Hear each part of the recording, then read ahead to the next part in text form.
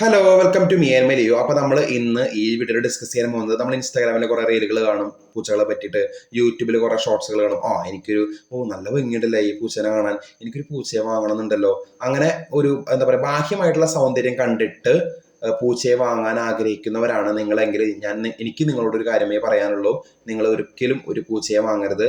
എന്ന് വെച്ചാൽ ഒരു പൂച്ചയെ വളർത്താൻ നല്ല പണിയുണ്ട്, നല്ല കഷ്ടപ്പാടുണ്ട്. അതിൻ്റെ A to Z കാര്യങ്ങൾ നോക്കാൻ നിങ്ങൾക്കൊരു മെൻറ്റാലിറ്റി ഉണ്ടെങ്കിൽ അതിന് മലം കൊണ്ട് കളയുക, അതിന് ലിറ്റർ ക്ലീൻ ചെയ്യുക, അതിനെ കുളിപ്പിക്കുക, അതിനെ മുടി ചെയ്ത് കൊടുക്കുക, അതിന് എന്താ പറയുക അതിന് സമയാസമയം ഫുഡ് കൊടുക്കുക.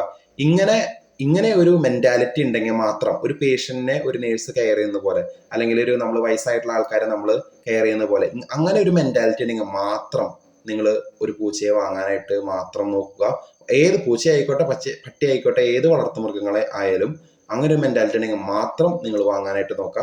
അല്ലെങ്കിൽ നിങ്ങൾക്ക് അതിനുമായിട്ടുള്ള ലൈഫ് ഫ്ലോപ്പ് ആവുന്നതാണ്. ചിലപ്പോൾ നമ്മൾ കൊടുക്കുന്ന സ്നേഹം നമുക്ക് തിരിച്ചു കിട്ടണമെന്നില്ല, ആ ഒരു പൂച്ച ചിലപ്പോൾ തിരിച്ചു തരില്ല. അപ്പോൾ നമുക്കതൊരു നിരാശയാവും. അപ്പോൾ വാങ്ങിയത് അബദ്ധമായി എന്നൊരു വരെ അവസ്ഥയിലേക്ക് എത്താം.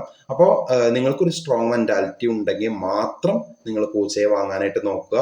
ഈ വഴിയിലൊക്കെ ഉപേക്ഷിക്കുന്ന പ്രധാനപ്പെട്ട കാരണം ഇതാണ്. എന്ന് വെച്ചാൽ നോക്കാനുള്ള ബുദ്ധിമുട്ട്, നോക്കാനുള്ള മടി എന്നൊക്കെയാണ് അതിൻ്റെ ഓണേഴ്സിൻ്റെ പ്രധാനപ്പെട്ട റീസൺ പറയുന്നത്.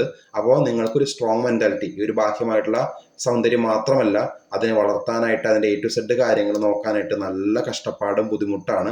അപ്പോൾ നിങ്ങൾക്ക് അങ്ങനെ ഒരു മെൻറ്റാലിറ്റി ഉണ്ടെങ്കിൽ മാത്രം വാങ്ങാനായിട്ട് നോക്കുക. എസ്പെഷ്യലി പൂച്ചയുടെ കാര്യത്തിലൊക്കെ ആയാലും അതിൻ്റെ മെയിൻ്റെനൻസ് കാര്യങ്ങൾ, ഭക്ഷണം, സാമ്പത്തികമായിട്ടുള്ള എന്താ പറയുക ചിലവുകൾ വേറെ ഉണ്ട്.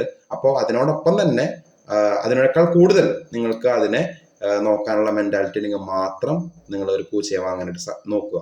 അപ്പോൾ ഈ ഒരു ബാഹ്യമായിട്ടുള്ള സൗന്ദര്യങ്ങൾ കണ്ട് പൂച്ചയെ വാങ്ങാൻ നിൽക്കരുത്. നല്ലൊരു മെൻറ്റാലിറ്റി കൂടി ഉണ്ടാവണം എന്ന് പറഞ്ഞുകൊണ്ട് വീഡിയോ നിർത്തുന്നു. ബൈ.